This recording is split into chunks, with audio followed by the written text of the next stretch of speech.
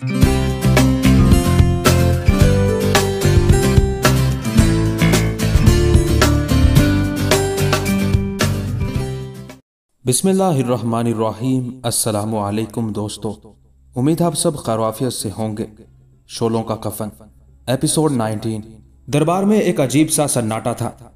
तमाम हाजरीन के चेहरों पर खिंचाव और गुस्से की सी कैफियत तारी थी। विक्रम सिंह के पहुंचते ही छोटे वुज़रा और राजपूत सरदार महामंत्री के एहतराम में खिलाफ मामूल अपनी नशिस्तों पर खड़े नहीं हुए।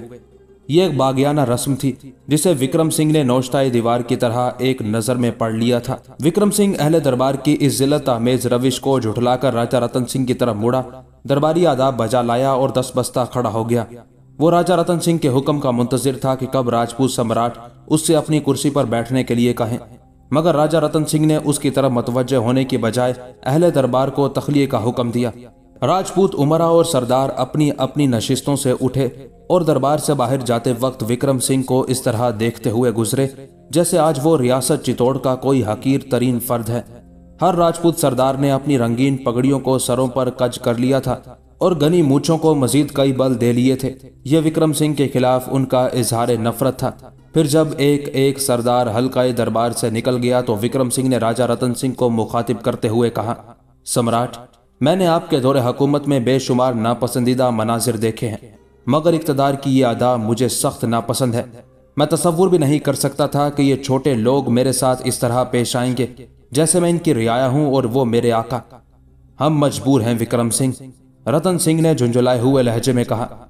एक शख्स को मनाने के लिए पूरे चित्तौड़ का गुस्सा नहीं खरीदा जा सकता। ये सर फिरे बेअकल लोग मेरी जहानत और तदब्बुर को शर्मनाक फेल से ताबीर करते हैं। वो सब के सब यही चाहते हैं कि राजदूत का सर काटकर दिल्ली भेज दिया जाए। अलाउद्दीन के खत का यही मुनासिब तरीन जवाब है। आपके पसंदीदा मुशीरों को इस हरकत का रद्द-ए-अमल मालूम है? विक्रम सिंह ने सवाल किया। यह बहादुर और गैरतमंद कौम का फैसला है। रतन सिंह का लहजा तल्ख होता जा रहा था। वो लोग सिर्फ मरना जानते हैं और मौत को खेल समझने वाले किसी के रद्द-ए-अमल का इंतजार नहीं करते। राजपूत सरदार रतन सिंह के आसाब पर शराब के नशे की तरह मुसल्लत हो गए थे। मुस्तकबिल का मुअर्रिख इस हमाकत को शुजात के नाम से मंसूब नहीं करेगा। विक्रम सिंह ने भी सारे तकल्लुफात खत्म कर दिए थे और अब वो एक बागी के अंदाज में बोल रहा था। आइंदा जब मेवाड़ के राजपूतों की तारीख लिखी जाएगी तो वो वक्त का बेरहम हाथ किसी रियायत के बगैर रोजो शब के औराक पर तहरीर कर देगा कि यह अंधी कौम बेनाई ना होने के सबब अजाबों की दलदल में कूद गई और फिर यहाँ तक धंसती चली गई कि उसने सड़ी हुई मिट्टी का कफन ओढ़ लिया। राजपूत सम्राट, आपके हाशिया बरदार वक्त के कलम की गर्दिश को रोक नहीं सकते। वो सफाए हस्ती पर यह इबारत भी लिख जाएगा कि अहमकों के एक बड़े गिरोह ने अपने हाथों से अपना गला घोंट लिया। फिर वो नादान इस खुदकुशी को मर्दानगी का नाम देकर आने वाली नस्लों के लिए गुलामी की मिरास छोड़ गए। विक्रम सिंह ने इत्तिमाम हुज्जत के लिए अपने दिल में कोई गुबार बाकी नहीं रहने दिया। चित्तौड़ के उस ज़हीन तरीन शख्स ने जो कुछ सोचा उसे जबान पर ले आया। ये तुम्हारी बुज़दिलाना और गद्दाराना सोच है। रतन सिंह ने एहतियात का दामन छोड़ दिया और विक्रम सिंह जैसे इंसान के लिए गलीज तरीन अल्फाज इस्तेमाल कर डाले। मैं बुज़दिल और गद्दार? विक्रम सिंह का जहन सुलग उठा और ज़ब्ते सुखन की शिद्दत से जबान लड़खड़ाने लगी। हाँ, तुम राजपूतों के लिबास शुजात पर एक गंदी छींट हो। रतन सिंह ने आलम गैज में उस रिश्ते के एहतराम को भी पामाल कर डाला जो रानी पद्मनी के ताल्लुक से उसके और विक्रम सिंह के दरमियान कायम था। तुम्हें हर वक्त सुल्तान के खौफ का अफरियत डराता रहता है और तुम अपनी उसी वहशत को राजपूतों के दिलो दिमाग पर भी मुसल्लत करना चाहते हो। विक्रम सिंह कोई जवाब ना दे सका। कुव्वत बर्दाश्त हद से गुजरी तो उसका पूरा जिस्म कांपने लगा। तुम रियासत के साथ साथ अपने मजहब के भी गद्दार हो। राजा रतन सिंह की आवाज इस कदर तेज हो गई थी कि उसकी गुफ्तगू पर चीखने का गुमान होने लगा था। तुम आज तक उस पापी अनंतपाल को अपना रूहानी पेशवा मानते रहे जो हमारा मातूब था। तुम्हारी गद्दारियों का सिलसिला यहीं खत्म नहीं हो जाता है। तुम उस बूढ़ी जादूगरनी के हजूर भी अपना सर झुकाते रहे हो जिसे चित्तौड़ की सारी परजा एक तवाइफ ज़ादी के नाम से जानती है। तुम्हारा एक जुर्म यह भी है कि तुमने रियासत की मुकद्दस तरीन हस्ती महाराज रामदेव की शान में नाजेबा कलमात अदा किए, हमें उनके खिलाफ वरगलाया और चित्तौड़ की धरती को उनके साया करम से दूर करने की कोशिश की। तुम ये सब कुछ इसलिए करते रहे कि तुम्हें उस नापाक सन्यासी से मोहब्बत थी। आनंदपाल ने अपना धर्म छोड़कर मुसलमानों का मजहब इख्तियार किया तो तुम भी दरपर्दा उसी की गुनाहगाराना रविश पर चल निकले। भगवान महाराज रामदेव की उम्र दराज करे। कल रात उनके अपार ज्ञान ने हमारी आंखों पर पड़े तमाम पर्दे हटा दिए। हम जानते हैं कि तुम राजदूत को क्यों बचाना चाहते हो। उस बदकार सन्यासी ने राजदूत को अपना बेटा बनाया था, इसलिए तुम भी आफरीदी का मजहब इख्तियार करके उसे पनाह देना चाहते हो। राजा रतन सिंह को अपनी जबान पर काबू नहीं रहा था। वो विक्रम सिंह से एक गुलाम की तरह सलूक कर रहा था। राजदूत को बचाने के लिए तुमने सुल्तान के कहरो गजब का ढोंग रचाया और हम भी तुम्हारी बातों में उलझ कर रह गए। मगर महाराज जैसे अजीम ज्ञानी के इल्म को किस तरह जुटलाओगे, जिसकी रोशन आंखों से एक चोंटी भी पोशीदा नहीं रह सकती।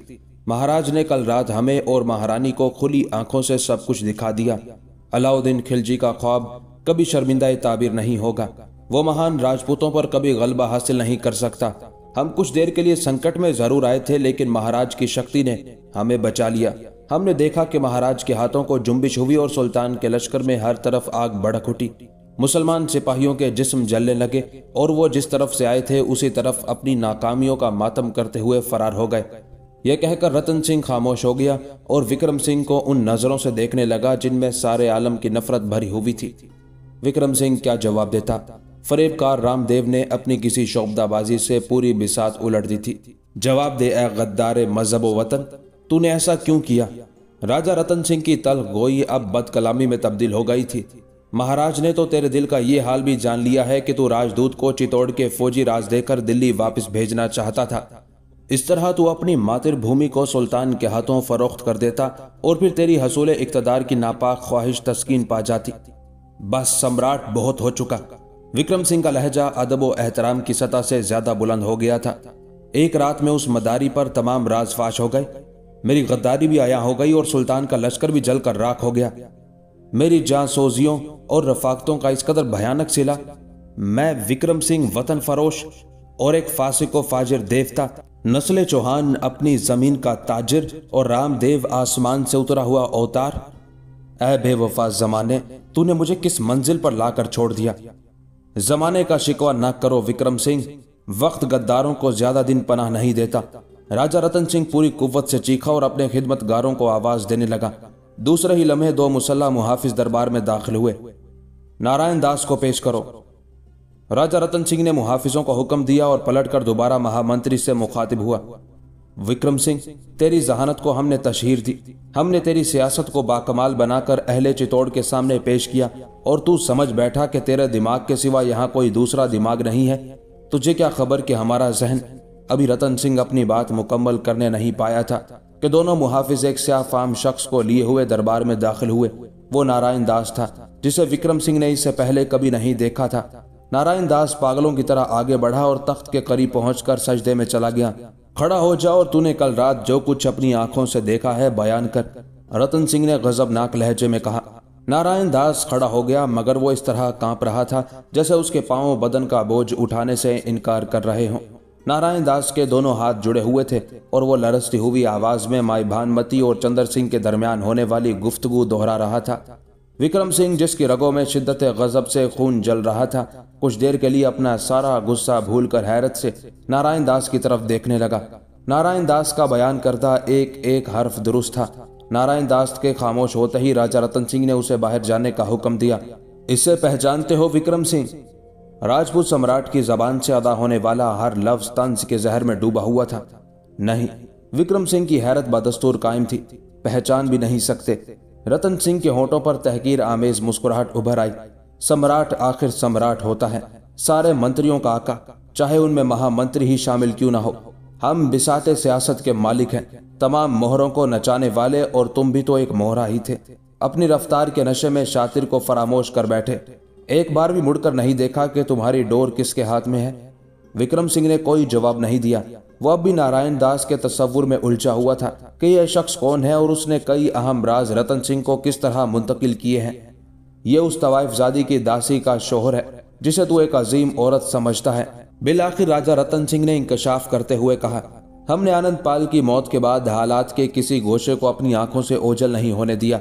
जिस दिन हम पर यह राज फाश हुआ कि तुझे माई भानमती से भी एक अकीदत खास है, उसी रोज से हमने बिमल शाह के मंदिर में अपने जासूस मुतय्यन कर दिए थे। कल रात जैसे ही तेरा वफादार मुलाजिम चंद्र सिंह उस बूढ़ी जादूगरनी का पैगाम लेकर रवाना हुआ, उसी वक्त भानमती की दासी ने अपने शोहर को तमाम गुफ्तगू से बाखबर कर दिया। और फिर नारायण दास ने, जो हमारा जर खरीद गुलाम है, एक बर्क रफ्तार घोड़े पर राजमहल पहुंचकर उस राज को उगल दिया जिसे तूने 1000 पर्दों में छुपाने की कोशिश की थी। विक्रम सिंह के चेहरे पर कई तारीख साए आकर गुजर गए और उसकी कुशादा पेशानी लकीरों से भर गई। राजा रतन सिंह अपने होठों पर एक फातिहाना तबस्सुम सजाए बोले जा रहा था, कहाँ गया उस वेश्या की बेटी का ज्ञान जो मुस्तकबिल के पीछे झांकने की सलाहियत रखती थी, जिसे अपने गिर्द होने वाला तमाशा नजर नहीं आता। वो तुझे तेरी किस्मत का हाल क्या बताएगी, जो ये नहीं जानती कि उसकी दासी चंद सिक्कों के इवज बिक चुकी है। वो राजदूत को हमारे कहरो गजब से किस तरह महफूज रखेगी। विक्रम सिंह के लबों पर मोहरे सकूत थी और चेहरा धुआं होकर रह गया था। हम तुझे पाबा जंजीर करके रात के पिछले पहर भी अपनी बारगाह में तलब कर सकते थे, लेकिन महारानी ने हमारा दामन पकड़ लिया कि आखिर तू उनका चच्चा है। राजा रतन सिंह लहजा बदल बदल कर महामंत्री को जलील कर रहा था। आखिर तेरा राजदूत से क्या रिश्ता है कि तूने अपनी भतीजी के इज्जत और नामूस पर उसकी जिंदगी को तरजीह दी। तू रात भर किसके लिए जागता रहा? राजवेद को मौत की धमकियां किसने दी? मैं तेरे जराइम को साबित करने के लिए किसकी गवाही पेश करूं? विक्रम सिंह का दम घुट रहा था। कई बार उसने चाहा कि चीख कर दिल का सारा बोझ उतार दे, मगर हर मर्तबा एक ख्याल उसे लब कुशाई से बाज रखता था। हम चाहते हैं कि तुझे इबरतनाक सजा दे, आनंदपाल से भी ज्यादा इबरतनाक, लेकिन अपने दिल को क्या करें जो महारानी के चेहरे पर हुस्नो मलाल का हल्का सा अक्स देखना भी पसंद नहीं करता।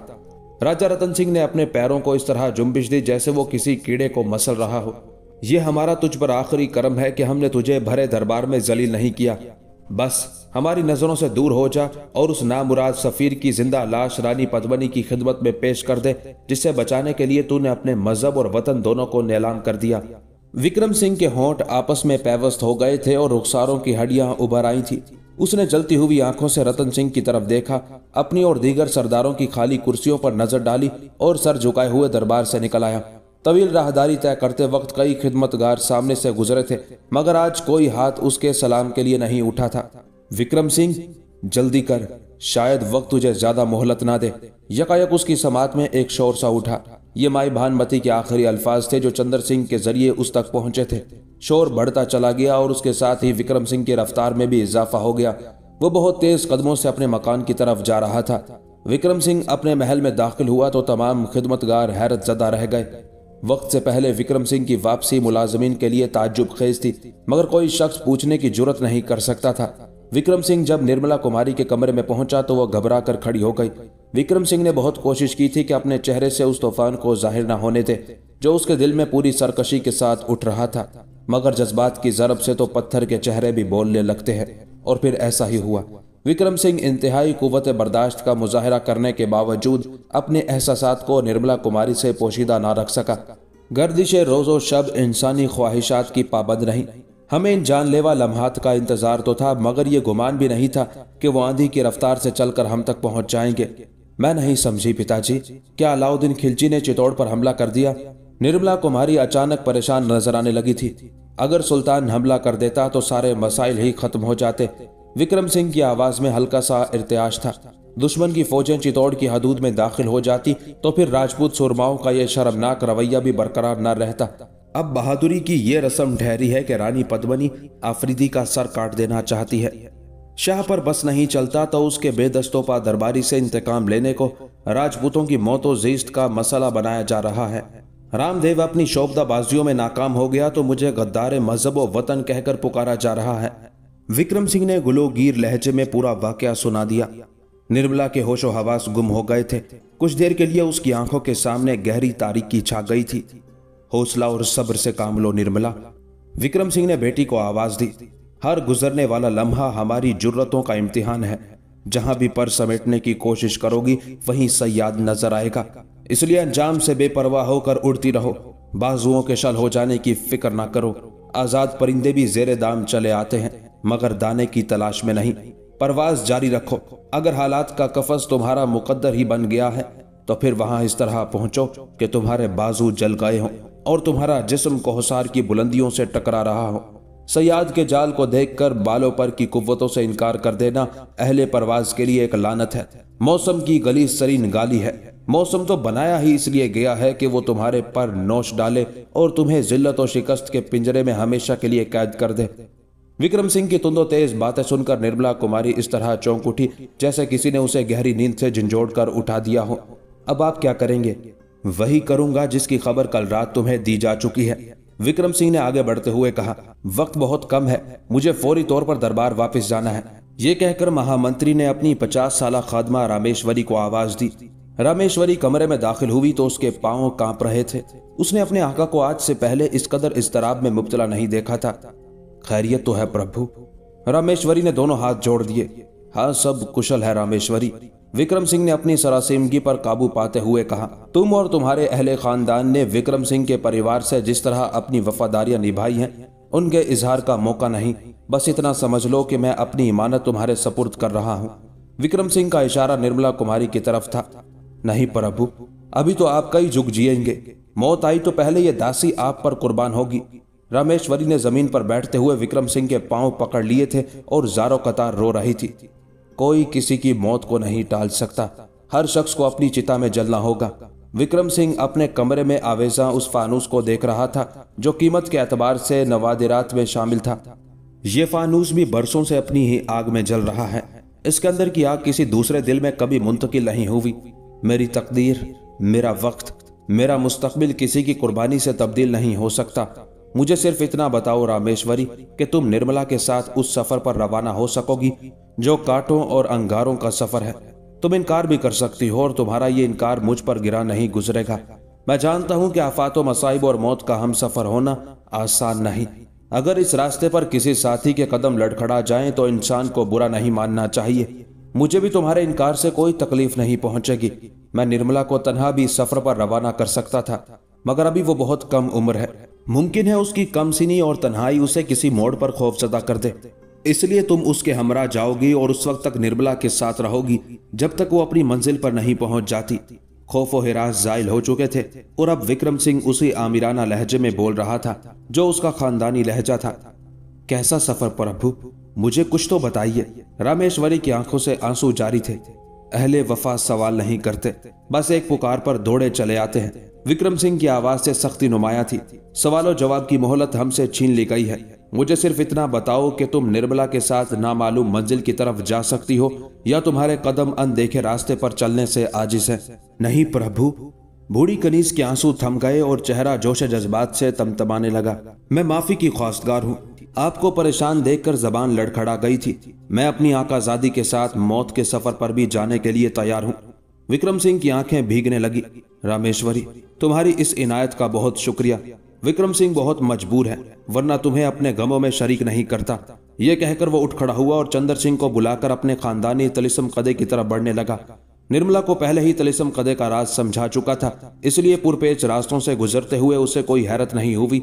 मगर चंदर सिंह और रामेश्वरी का बुरा हाल था। मंत्री महल में साल हा साल के दौरान भी उन दोनों पर यह असरार नहीं खुल सके थे कि महामंत्री विक्रम सिंह अपने मकान में एक पेचीदा तहखाना भी रखते हैं। मुलाजिमा रामेश्वरी और चंदर सिंह तो दरियाए हैरत में गर्क हो चुके थे। उन्हें पता भी नहीं चला कि तलिस्म कदे का पहला दरवाजा किस तरह खुला और कब बंद हुआ। वो तो खामोशी के साथ अंधेरे रास्तों से गुजरते रहे। फिर सातवां तहखाना अबूर करके वो सब के सब खुली हुई फिजा में आ गए थे। यहाँ हर तरफ आमों के दरख्त थे और मुख्तलिफ अक़साम के फूल खिले हुए थे।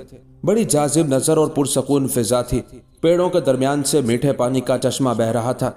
रामेश्वरी और चंदर सिंह उस अजनबी फिजा में उलझे हुए थे और विक्रम सिंह निर्मला कुमारी को दरख्तों के उस कज की तरफ ले गया था जहां एक खुफिया सुरंग मौजूद थी। सुरंग के दहाने पर एक दरवाजा बना हुआ था जिसे देखकर बज़ाहिर यही महसूस होता था कि यह कोई तफरी कमरा है जिसे बाग के अंदर तामीर किया गया है। उस दरवाजे पर भी एक स्याह रंग की मूर्ति आवेजा थी जिसके हाथों में नीलगू बांसुरी साफ नजर आ रही थी। विक्रम सिंह ने आगे बढ़कर उस बांसुरी में फूंक मारी और एक हल्की सी गूंज के साथ दरवाजा खुल गया। गौर से देखो निर्मला, विक्रम सिंह ने बेटी को हिदायत की। निर्मला ने कदरे खम होकर दरवाजे के अंदर झांका। कमरे में चंद गज की जगह मुकम्मल हमवार थी। उसके बाद नीचे उतरने के लिए सीढ़ियां नजर आ रही थी। ये सीढ़ियां तुम्हें नीचे ले जाएंगी और फिर वो तवील सुरंग शुरू हो जाएगी जिसका खात्मा अजमेर के सहराई इलाके पर होता है। अगर गर्दिश वक्त तुम्हें चित्तौड़ से फरार होने पर मजबूर कर दे तो ये सुरंग तुम्हारी आखिरी पनाहगाह साबित होगी और तुम किसी जहमत के बगैर अजमेर तक पहुंच जाओगी, जो हिंदू राजपूतों का मरकज होने के बावजूद मुसलमान दरवेश ख्वाजा अजमेर का शहर कहलाता है।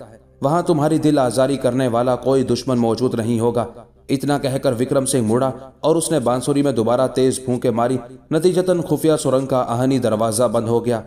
उसके बाद महामंत्री ने निर्मला, चंद्र सिंह और रामेश्वरी को वहीं ठहरने के लिए कहा और खुद श्याम मूर्ति के जरिए उस दरवाजे को खोला जिसकी दूसरी तरफ मंत्री महल का वो हिस्सा था जिसे आम लोग विक्रम सिंह का निवास स्थान समझते थे और जहां एक कमरे में आफरीदी जेरे इलाज था। विक्रम सिंह को अपने सामने पाकर तमाम मुसल्ला सिपाही खम हो गए। उन्हें एक नए रास्ते से महामंत्री के दाखिले पर हैरत जरूर हुई थी, मगर वो उस राज से बेखबर थे कि विक्रम सिंह किसी मखसूस तहखाने को अबूर करके यहाँ तक पहुंचा है। महामंत्री ने अपने सिपाहियों को एक नजर देखा और तेजी से उस कमरे में चला गया जहां अली आमिर आफरीदी बिस्तर पर दराज था। मुहाफिज जो आफरीदी के सरहाने बैठा था और एक एक लम्हे की निगहदाश्त कर रहा था, विक्रम सिंह को देखकर खड़ा हो गया। महामंत्री शदीद बेकरारी के आलम में आगे बढ़े और आफरीदी के करीब पहुंचकर कहने लगे, फर्जंद तुम कैसे हो? विक्रम सिंह की आवाज से बेपनाह मोहब्बत झलक रही थी। अब मैं बहुत बेहतर महसूस कर रहा हूँ, आफरीदी ने मुस्कुराते हुए कहा। आंखों के धुंधलेपन में कुछ और कमी नुमाया हो गई है। बेफिक्र रहो, जिस खुदा ने तुम्हें कहरो सितम के दरिया से बाफियत साहिल तक पहुंचाया है वो तुम्हारी बेनाई भी तुम्हें लौटा देगा। यह कहकर विक्रम सिंह ने मुहाफिज को बाहर जाने का इशारा किया। तन्हाई होते ही विक्रम सिंह ने अपने दोनों हाथ आहिस्ता से आफरीदी के सर पर रख दिए और सरगोशी के अंदाज में कहने लगा, फर्जंद अब तुम यहाँ नहीं रहोगे, मैं तुम्हें एक महफूज तहखाने में मुंतकिल कर रहा हूँ। क्या तुम इस काबिल हो कि अपने पैरों पर कुछ दूर चल सकते हो? शायद मैं चल सकता हूँ, आफरीदी ने कुछ सोचते हुए कहा। फिर अपने एक पांव को जुम्बिश दी और फिर दूसरे ही लम्हे उसकी आंखों में दर्द के गहरे रंग उभर आए। महामंत्री, मेरा अंदाजा गलत था। पांव की हल्की सी जुम्बिश ने मेरे पूरे जिस्म को दर्द की सोजिश से जला डाला है। मुमकिन है किसी जख्म का मुंह भी खुल गया हो। फिर रहने दो, मैं सिर्फ तुम्हारी जिस्मानी हालत का अंदाजा करना चाहता था। अभी तुम इस काबिल नहीं हो कि अपना बोझ खुद उठा सको। मेरा इंतजार करो, मैं अभी आता हूँ। ये कहकर विक्रम सिंह तेजी के साथ कमरे से निकल गया। तवील राहदारी से गुजरकर दोबारा बाग में पहुंचा और निर्मला कुमारी को मुखातिब करके कहने लगा, तुम अंदर दाखिल हो जाओ। 7वें तहखाने का दरवाजा खुला हुआ था।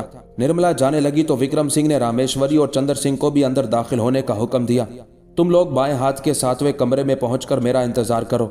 जब निर्मला कुमारी, रामेश्वरी और चंद्र सिंह तहखाने के अंदर चले गए तो विक्रम सिंह तेजी से मुड़ा और दोबारा मंत्री महल के आम हिस्से में चला गया। मुसल्ला सिपाही बड़ी हैरत से अपने महामंत्री की उस आमदोरफ्त को देख रहे थे। तुम लोग मेरे साथ आओ। आगे बढ़ते बढ़ते महामंत्री ने सिपाहियों को आवाज दी। सिपाही विक्रम सिंह का हुक्म पाते ही तेज कदमों से पीछे पीछे चलने लगे, यहाँ तक कि विक्रम सिंह आफरीदी के कमरे में दाखिल हो गया। राजदूत के बिस्तर को उठाकर दूसरी जगह मुंतकिल कर दो, विक्रम सिंह ने हुक्म देते हुए कहा। 7-8 सिपाही बैक वक्त आगे बढ़े और आफरीदी के मसहरी नुमा पलंग को उठाकर तहखाने के 5वें कमरे में ले गए। उनमें से हर शख्स अपनी जगह हैरत का चलता फिरता मुजस्मा नजर आ रहा था। कोई सिपाही भी उस राज को समझ नहीं पा रहा था कि तब्दीली किस लिए की जा रही है।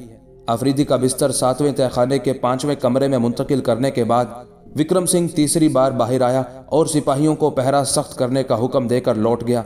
फिर उसने श्याम मूर्ति के जरिए उस फौलादी दरवाजे को बंद कर दिया, जिसके बंद हो जाने के बाद मंत्री महल का यह हिस्सा दूसरे हिस्से से बिल्कुल अलहदा हो जाता था। विक्रम सिंह ने ठहरकर अपने माथे का पसीना पूंछा और आहिस्ता आहिस्ता चलता हुआ तिलिस्म कदे के 7वें कमरे में आया, जहां निर्मला कुमारी, रामेश्वरी और चंद्र सिंह उसके मुंतजिर थे।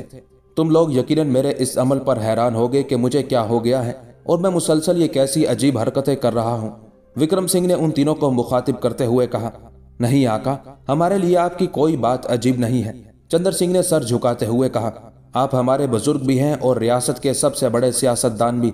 आप क्या सोच रहे हैं हमारे जहन उस तक रसाई हासिल नहीं कर सकते और आपके जहन की जुस्तजू करना हमारे फर्ज में शामिल भी नहीं। हम तो आपकी जुम्बिश चश्मो लब के पाबंद हैं। हमसे ये सवाल करने की बजाय हुक्म दीजिए कि हम भड़कती हुई आग में कूद पड़े या मौत के खूनी दहाने में अपनी गर्दनें रख दे। चंद्र सिंह, मुझे तुमसे यही उम्मीद थी। अहले वफा के यही अंदाज होते हैं कि उनके होंठों पर क्यों का लफ्ज कभी नहीं उभरता। जब एक बार अहद उस्तवार किया जा चुका तो फिर किसी सवाल की गुंजाइश बाकी नहीं रहती। विक्रम सिंह की नजरें चंद्र सिंह के चेहरे से गुजरती हुई निर्मला कुमारी पर ठहर गई। तुम लोगों ने मेरे हुक्म को अपनी जिंदगी से वाबस्ता कर लिया। ये तुम्हारी फर्ज शनासी थी और जज्बा वफादारी था जिसने मेरा दिल खरीद लिया। मेरी रूह सरशार हो गई, मगर इसके साथ मेरा भी एक फर्ज है कि तुम्हें नए सफर की तफसीलात से आगाह कर दूं। वो सफर जिसमें जानों की कुर्बानी पहली शर्त है। मैं इंसानी जान की कीमत से वाकिफ हूं। उसे जिस्म से निकाल फेंकना आसान नहीं होता। प्रभु, हम अपनी जानें तो आपके हाथों बेच चुके, फिर इस वजाहत की जरूरत क्यों पेश आई? अब की बार मुलाजमा रामेश्वरी अपने आका से मुखातिब हुई थी। आज इस वजाहत की बहुत जरूरत है। विक्रम सिंह का लहजा अचानक उदास हो गया था। मैं नहीं चाहता कि बाद में तुम्हें इस खरीदो फरोख्त पर पशेमानी हो।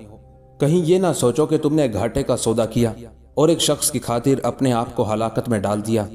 नहीं आका, ऐसा नहीं होगा, रामेश्वरी और चंद्र सिंह ने बैक जबान कहा। आखिर हम भी राजपूत हैं और राजपूत सूदो ज़िया का हिसाब नहीं करते। ऐसा ना कहो कि मैं बेशुमार राजपूतों को नुकसान के मौसम में आंसू बहाते देखा है। विक्रम सिंह ने कहा, तुम वफादार इसलिए नहीं हो कि तुम्हारा ताल्लुक राजपूत कौम से है। मेरी आंखों के सामने कई बेवफा चेहरे हैं और उन सब का ताल्लुक नस्ल चौहान से है। कौम सिर्फ पहचान के लिए होती है, सच्चाई और खरेपन का मयार नहीं होती। दयानतदार और बावफा उस कौम में भी पाए जाते हैं जिन्हें तुम नीच कहकर पुकारते हो। मैं राजपूत होने के नाते से तुम्हारा एहतराम नहीं करता। मैं एक अच्छा इंसान होने की वजह से तुम पर नाज़ा हूं और ये नाज, ये एतबार आज उस आजमाइश की खौफनाक मंजिल तक आ पहुंचे हैं। वो मंजिल ये है कि शायद मैं तुमसे हमेशा के लिए बिछड़कर नई दुनिया की तरफ जा रहा हूं। निर्मला कुमारी, रामेश्वरी और चंद्र सिंह को सख्ता सा हो गया। मंजिल फिराक, दूसरी दुनिया। निर्मला कुमारी की लरजती हुई आवाज उभरी, पिताजी आप क्या कह रहे हैं? हाँ बेटी, साथ फिराक मेरे अंदाजे से पहले आ पहुंची। विक्रम सिंह बेटी को तन्हा छोड़ते वक्त रो देना चाहता था, मगर उसने उन आंसुओं के तूफान को पी लिया जो आंखों के बंद तोड़ने के लिए बेकरार था। मुझे इस लम्हे फिराक की आमद पर इसी तरह यकीन था जैसे मैं तुम तीनों को अपनी आंखों से जिंदा देख रहा हूं, मगर यह नहीं सोचा था कि वक्त इतनी जल्दी पूरे बिसात को दरहम बरहम कर देगा। अब कोई नहीं जानता कि शाह पर क्या गुजरेगी, वजीर का क्या हाल होगा और प्यादे आग और खून के किस महाज पर दुश्मनों के लश्कर जर्रार से उलझेंगे। हाय, ये मेरी फौज जो सिर्फ 5 अफराद पर मुश्तमिल है। विक्रम सिंह को अपने सीने में दर्द की एक तेज लहर सी उठती महसूस हुई। उसने घबराकर दिल पर हाथ रख लिया और लंबी लंबी सांसें लेने लगा। आका, आपकी तबीयत बिगड़ रही है। चंद्र सिंह बेचैन होकर करीब आया। नहीं मेरे बच्चे, मैं बिल्कुल ठीक हूँ। विक्रम सिंह के लहजे की गरज लौट आई थी।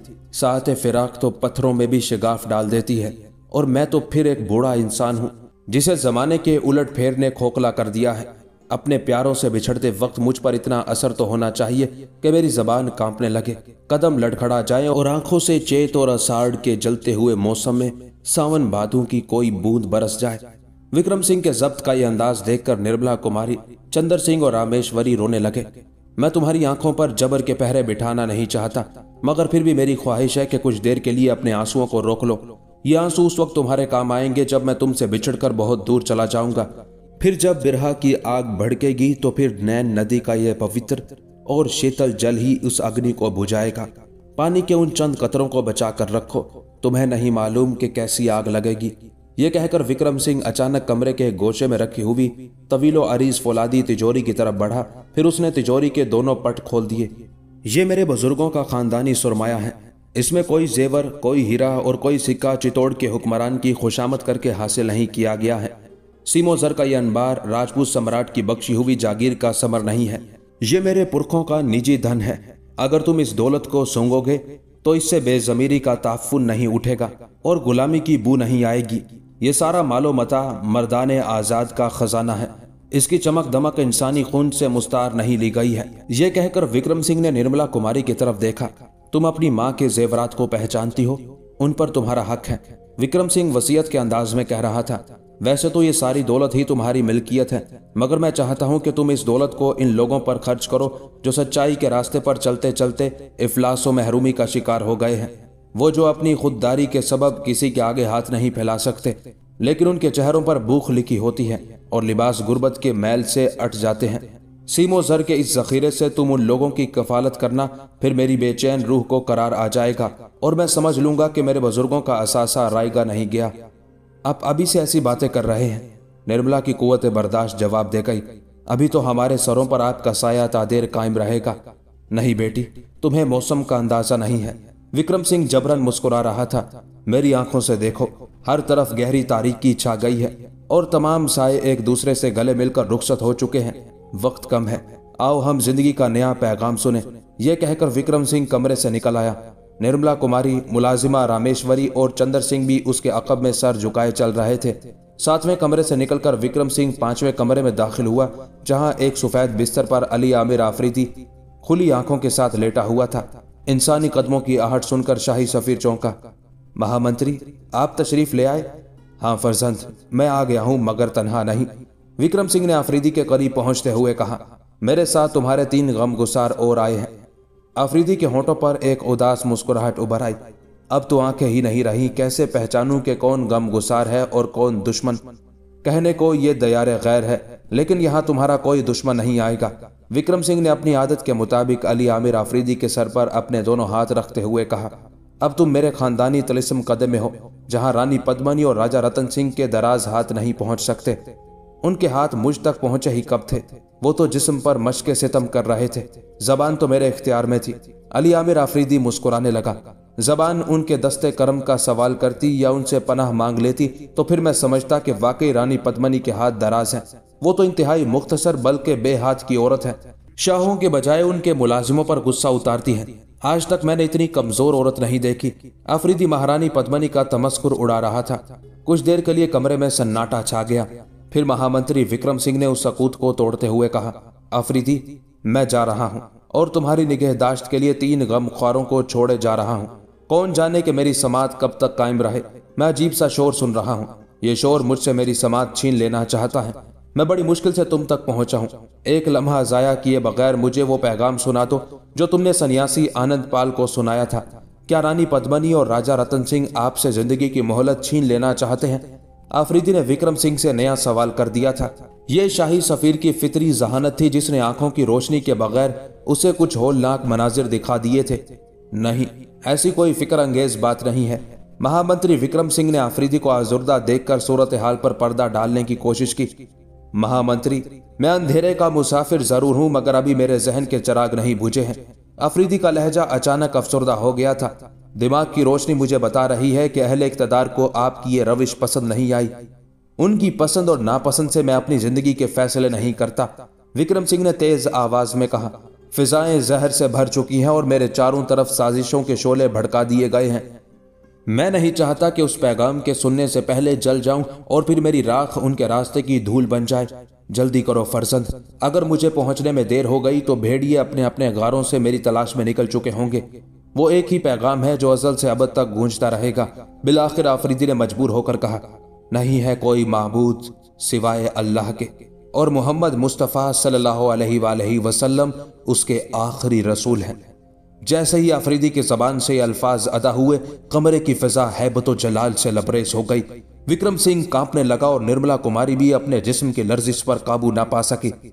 विक्रम सिंह ने हर्फ ब हर्फ उस पैगाम सरमदी को अपनी जबान से अदा किया और फिर उसकी आंखों से आंसू जारी हो गए।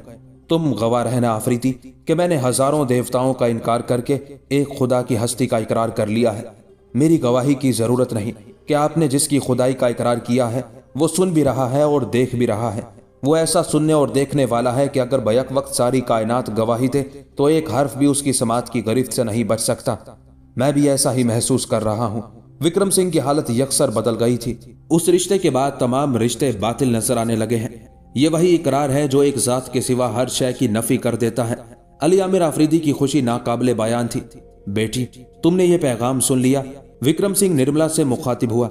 यही पैगाम सन्यासी आनंद पाल ने सुना था। इसी पैगाम को सुनने के लिए माई भानमती बरसों से कोहे आबू के एक मंदिर में महसूर है और यही पैगाम तुम्हारे बाप ने ऐसी हालत में सुना है जब उससे उसकी जिंदगी छीनने की कोशिश की जा रही है। तुम भी मेरी मौजूदगी में एक खुदा का इकरार कर लो कि इस तरह मेरी मौत आसान हो जाएगी। ये कहते कहते विक्रम सिंह रोने लगा। महामंत्री, क्या आपकी साहबजादी भी तशरीफ लाई है? अली आमिर आफरीदी बेकरार होकर बोल उठा। हाँ, ये मेरी बेटी निर्मला है जो तुमसे कुछ फासले पर खड़ी है। विक्रम सिंह ने जवाब देते हुए कहा, यह भी तुम्हारा मजहब इख्तियार करना चाहती है। इन्हें मजबूर ना करें। आफरीदी ने आहिस्ता लहजे में कहा, अगर इन्होंने बाप के हुक्म से मजबूर होकर इकरार किया तो गवाही नामुकम्मल रहेगी और नामुकम्मल गवाही खुदा की बारगाह में कबूल नहीं होती।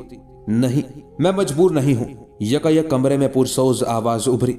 मैंने इस इकरार की तलब में सन्यासी आनंद पाल को बड़ी अजियतनाक मौत मरते देखा है।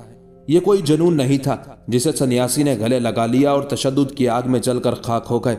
सन्यासी की आंखों ने कुछ तो देखा जिसे पाने के लिए वो फना के रास्ते पर दौड़ते चले गए थे। आखिर इस पैगाम की कोई तो हकीकत है कि मेरे बाप चंद हरफों के बदले अपनी शाहाना जिंदगी कुर्बान किए दे रहे हैं और उस शख्स की जिंदगी भी तो कोई अहमियत रखती है जिसे जबरो इस्तिबदाद की देवी भी अपने आगे नहीं झुका सकी। निर्मला कुमारी का इशारा खुद अली आमिर की तरफ था।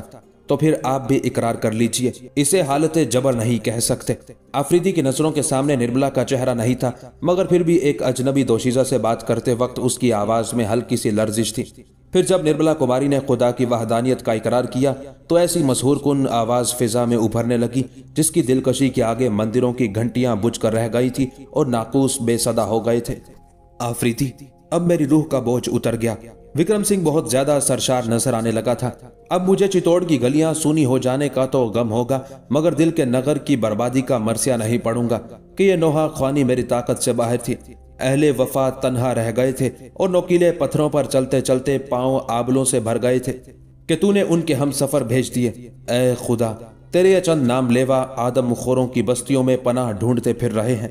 इन्हें अपने दामने रहमत में छुपा ले कि तेरे करम के साहिबान से महफूज कोई दूसरा साहिबान नहीं है। ये चंद दुआया कलमात थे जिन्हें सुनकर विक्रम सिंह, निर्मला कुमारी, रामेश्वरी और चंद्र सिंह के दामन भीग गए। फर्जंद, मैं जा रहा हूं। अचानक विक्रम सिंह ने आफरीदी को मुखातिब करते हुए कहा, रामदेव और रतन सिंह के जासूसों ने मुझे इस मंजिल पर पहुंचा दिया है जो मौत और फिराक की मंजिल है। मेरे राज उन पर जाहिर हो गए। अब वो चाहते हैं कि मैं तुम्हारा शिकस्ता जिस्म उनके हवाले कर दूं, मगर आप इसमें कोई पसोपेश ना कीजिए। आफरीदी ने विक्रम सिंह की बात काटते हुए कहा, मैं अपने अंजाम से बाखबर था। सफारत के ये मरहले जान देकर ही अंजाम दिए जाते हैं। मुझे रानी पद्मनी के हजूर ले चलिए, मैं उनका कर्ज चुका दूंगा। मेरी खातिर अपने जाहो जलाल और निर्मला कुमारी की शाहाना जिंदगी को कुर्बान ना कीजिए। आपको वो पैगाम सुनना था, सुन लिया। उस पैगाम के सहारे बाकी जिंदगी सुकून से बसर की जा सकती है। आप बुतों के हजूम में रहकर भी अपने खुदा को याद रख सकते हैं। कुछ दिन ही की तो बात है, जब दूसरे हम मजहबों का काफिला आपसे आ मिलेगा तो ये तन्हाई भी खत्म हो जाएगी। वो लोग बस आने ही वाले हैं। इंतजार की आखिरी घड़ियां हैं जो पलक झपकते गुजर जाएंगी। इतने दिन अपने दिलों पर पत्थर रख लीजिए, बहुत जल्द ये पत्थरों का कारोबार खत्म हो जाएगा। फिर आप उन्हीं शाहराहों पर अपने शीशाए दिल को लेकर निकलेंगे और कोई पत्थर उछालने वाला बाकी नहीं रहेगा। आफरीदी ने विक्रम सिंह को नई राह दिखाई थी। तुम्हारा मतलब है कि मैं तुम्हें सितमगरों के हवाले कर दूं? विक्रम सिंह ने पूछा। इसमें फिक्र तरद्दुद की क्या बात है? मेरा काम खत्म हो चुका। आफरीदी पुरसकून लहजे में कह रहा था। मैं सुल्तान के इश्क का पैगाम लेकर आया था जिसे रानी पद्मनी ने सुनने से इनकार कर दिया, और वो पैगाम जो मेरी निगाहों में पोशीदा था उसे सन्यासी आनंद पाल ने सुन लिया। आपने और निर्मला कुमारी ने सुन लिया।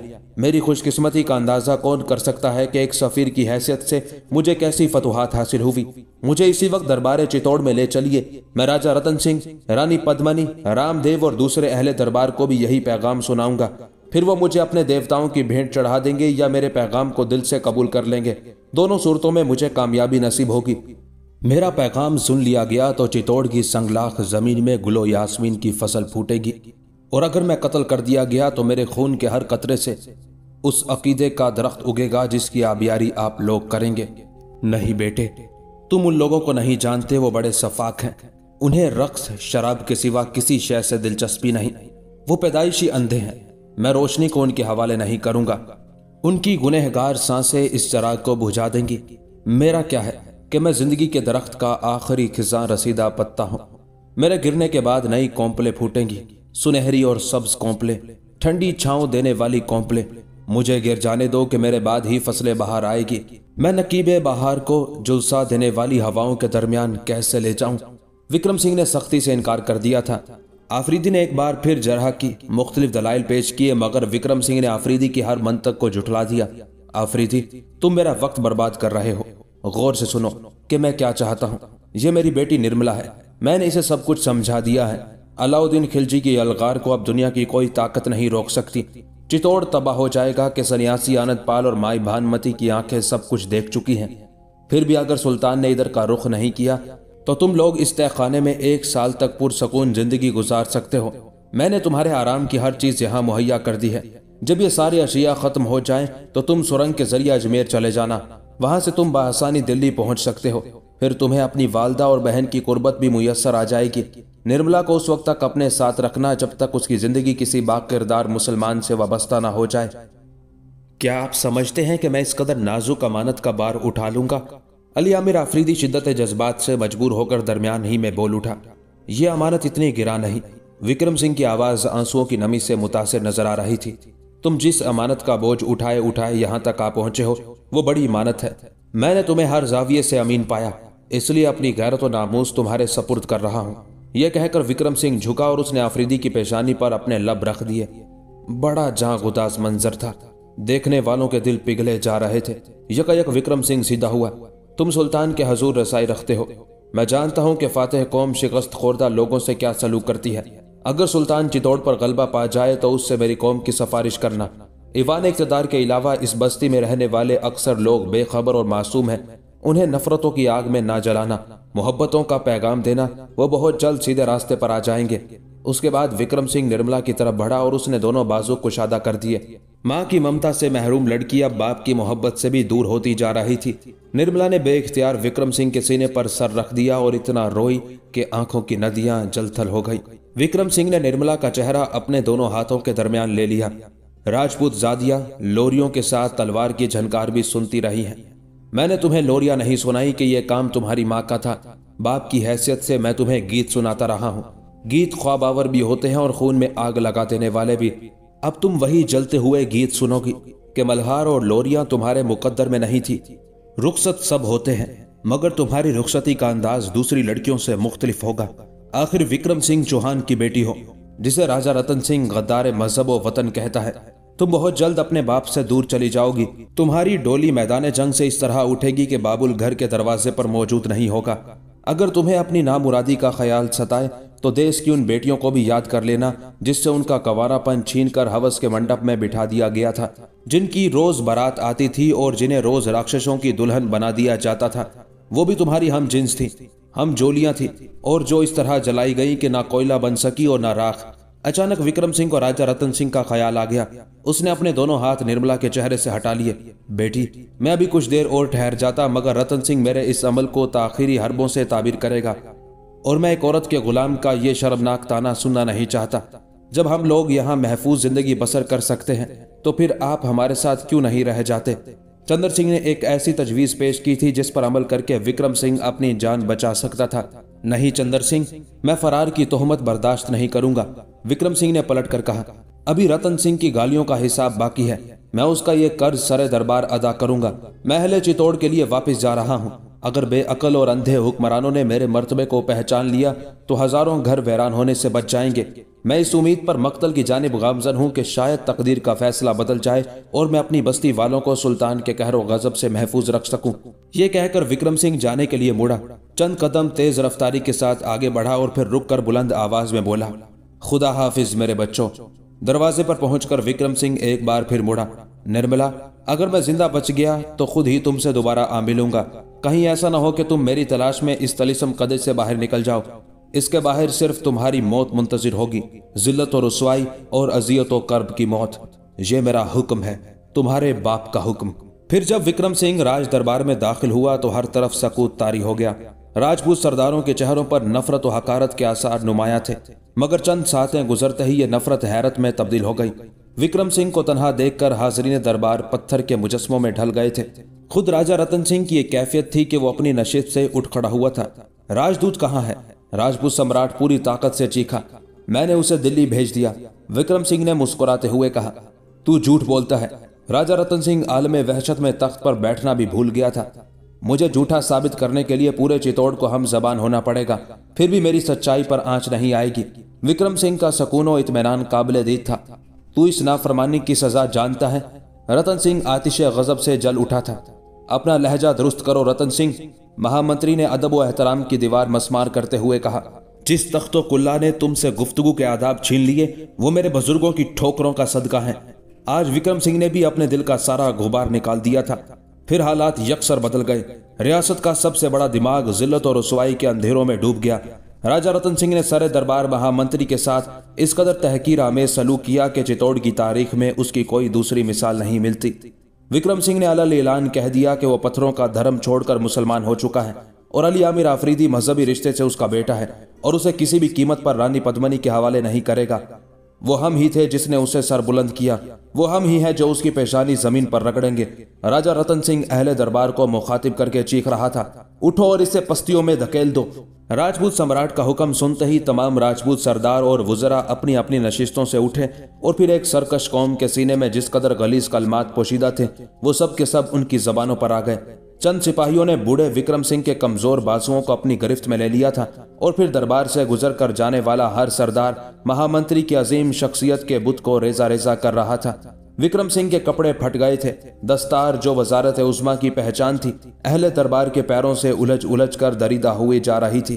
नफरतों के इजहार के लिए राजपूत सरदारों ने अपने जूते भी इस्तेमाल किए और विक्रम सिंह के चेहरे पर थूका भी।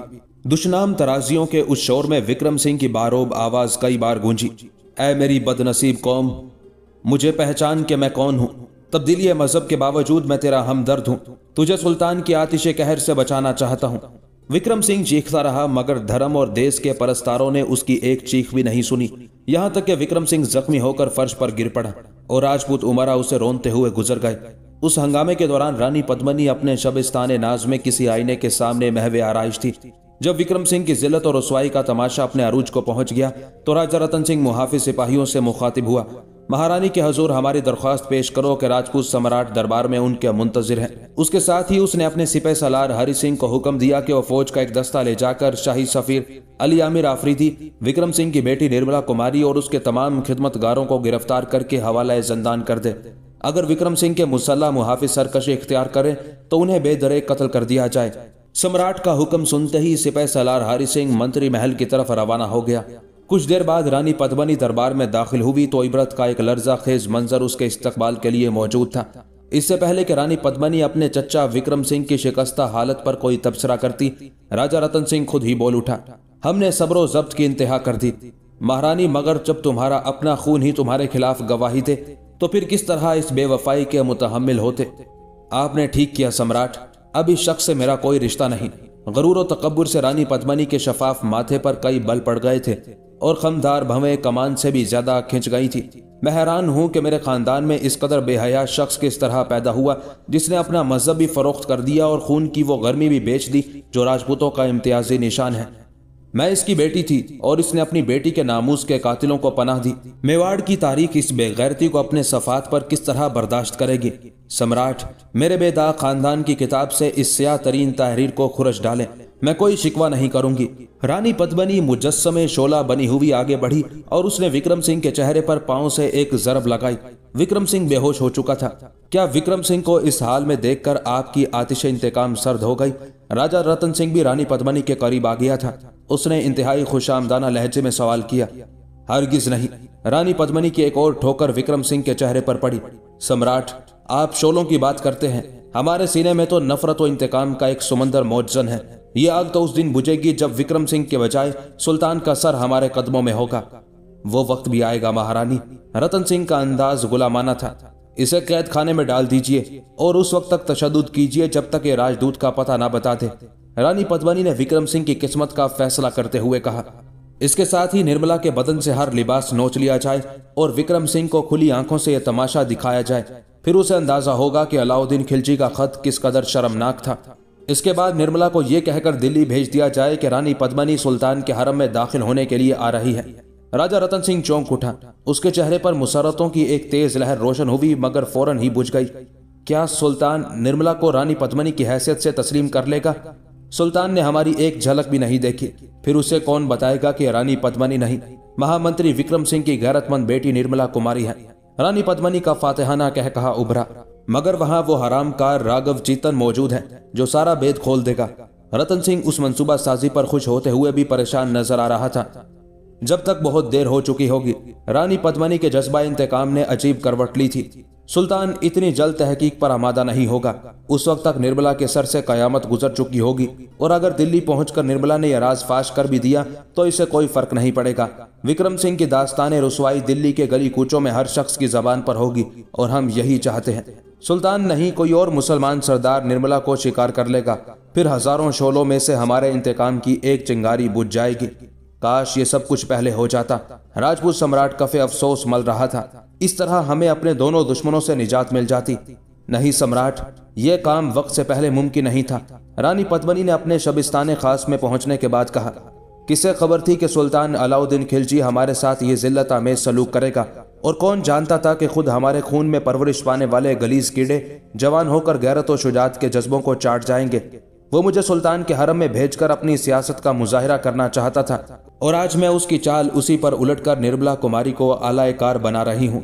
ये तो सियासत के खेल हैं। अब विक्रम सिंह को अंदाजा हो जाएगा कि रियासत में उससे ज्यादा ज़हीन अफराद भी मौजूद हैं। हमने इसे मुदब्बिर आजम का खिताब देकर गलती की थी। कई तरह कम ज़रफ छलक जाते हैं और फिर अपने जहन की गिलाजत से दूसरे का लिबास भी दागदार कर देते हैं। रानी पद्मनी उस फातेह हुक्मरान के अंदाज में बोल रही थी जो दुश्मनों की लाशों से गुजरकर फतह की मंजिल तक पहुंचा हो और फिर खाको खून में नहाए हुए लोगों की बेकसी देखकर अपनी नुसरत और कामरानी का कसीदा खुद अपनी जबान से पढ़ रहा हो। रानी पद्मनी भी उसी तरह विक्रम सिंह और निर्मला कुमारी की शिकस्तगी पर तानाजनी कर रही थी और अपने गुलाम शोहर पर यह बात साबित करने की कोशिश कर रही थी कि वो सिर्फ मजलिस कैफ ही की साथी नहीं, मैदान जंग की भी सबसे ज्यादा बाअसर शख्सियत है। महारानी, आप दुरुस्त कहती हैं। राजा रतन सिंह ने पद्मनी के आगे सरे तस्लीम खम कर दिया था कि वो इख्तलाफी गुफ्तगू करके रंगीनी शब के असरात को जायल करना नहीं चाहता था, मगर कैफो निशात के लम्हे उस वक्त बर्बाद हो गए जब रात के इब्तदाई हिस्से में सिपह सलार हरि सिंह ने राजपूत सम्राट की खिदमत में हाजिर होने की इजाजत तलब की। महारानी का इकबाल बुलंद हो, हम अपने मकसद में नाकाम हो गए। हरि सिंह के लहजे से किसी फातेह शमशीर जन का तकब्बुर छलकने की बजाय किसी हारे हुए जवारी की थकन जाहिर हो रही थी। मंत्री महल वैरान पड़ा है, ना राजदूत का कहीं पता है और ना निर्मला कुमारी का। सिपह सलार हरि सिंह अपनी शिकस्त का एतराफ कर रहा था। चंद मुहाफिज सिपाही थे जिन्हें हथियार डालने का हुक्म दिया गया, मगर वो बगावत पर आमादा थे। उन लोगों ने सम्राट के फौजी दस्ते का बेजिगरी से मुकाबला किया, यहाँ तक कि एक सिपाही मारा गया। चंद जख्मी हमारे हाथ लगे, मगर वो भी रास्ते ही में दम तोड़ गए। विक्रम सिंह के चंद खिदमतगारों को गिरफ्तार कर लिया गया है, मगर उनमें से कोई निर्मला कुमारी या राजदूत के बारे में कुछ नहीं जानता। कहीं वो लोग किसी सरहदी रास्ते से तो बाहर नहीं निकल गए। राजा रतन सिंह बहुत ज्यादा परेशान नजर आने लगा था। ये तो मुमकिन नहीं सम्राट, हरि सिंह ने वजाहत करते हुए कहा। आप बेहतर जानते हैं कि हमने सरहदी रास्तों को किस तरह महफूज बना दिया है। अब तुम जाओ और हिफाजती इंतजामात सख्त तर कर दो। राजा रतन सिंह किसी जख्मी दरिंदे की मानिंद पलटा और हरि सिंह का रुखसती अंदाज देखे बगैर अपने शबिस्तान में चला गया, जहां रानी पद्मनी के सहरकार हुस्न की शम्मा रोशन थी। आखिर वो बदनसीब कहाँ जा सकते हैं जिनके सरों से हमने अपना दस्ते करम खींच लिया है। रानी पद्मनी ने एक खास अदाए नाज के साथ कहा। एहसास नफरत ने चित्तौड़ की मलिका के जलते हुए रुखसारों को मजीद दहका दिया था। जिन्हें हम पनाह नहीं देते उन्हें यह धरती कैसे स्वीकार कर लेती है। ये कहते कहते हुस्न की देवी के आबरूए खमदार कुछ और खिंच गए। ऐ नाजाफरी, उसे कोई पनाह नहीं दे सकता जिसकी पेशानी तेरे पाए हिनाई पर सजदा रेज ना हो। रतन सिंह की आवाज डूबती जा रही थी। रानी पद्मनी निर्मला कुमारी और आफरीदी के बारे में बहुत कुछ कहना चाहती थी, मगर राजा रतन सिंह के दस्ते शौक ने उसके होंठ बंद कर दिए। महारानी, इन लम्हों को ऐसी यादों के हवाले न करो जिनसे नफरतों की बू आती है। इन सातों को अपनी सांसों से महका दो कि सियासत का ताफुन हमारा ताकुब करते करते यहाँ तक आ पहुंचा है। अपनी खलवत गाहे शौक में हम किसी रकीब का गुजर बर्दाश्त नहीं कर सकते।